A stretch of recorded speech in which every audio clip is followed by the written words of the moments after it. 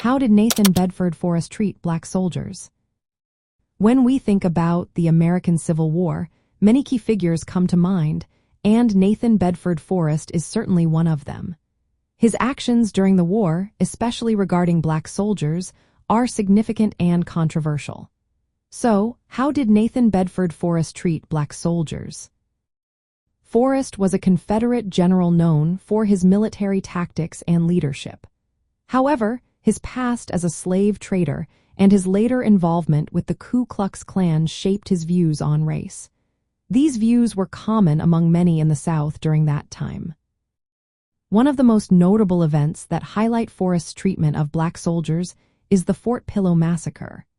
This tragic incident occurred on April 12, 1864, when Forrest led a Confederate force to attack Fort Pillow in Tennessee.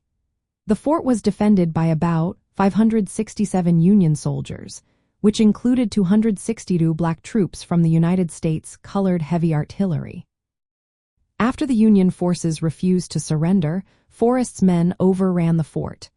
What followed was a brutal massacre. Many black soldiers were killed, even after they had surrendered. This horrific event was widely condemned and became a rallying cry for African American soldiers in the Union Army. The treatment of black soldiers by Forrest and his men at Fort Pillow was brutal and inhumane. The massacre highlighted the racial tensions and prejudices that were prevalent during the Civil War.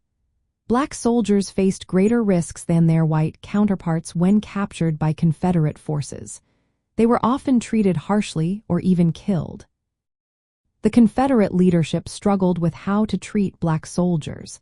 Many viewed them as escaped slaves rather than prisoners of war. This attitude contributed to the violence that black soldiers faced. The American Civil War was a conflict that involved many issues, including slavery and racial equality. The Union's use of black soldiers was a significant development, challenging the Southern view of blacks as inferior. Forrest's actions at Fort Pillow reflected the broader societal attitudes of the time, where racial prejudice often led to violent treatment of black soldiers. The Fort Pillow Massacre had lasting effects during the Civil War. It increased tensions and urgency among Union forces to protect their soldiers.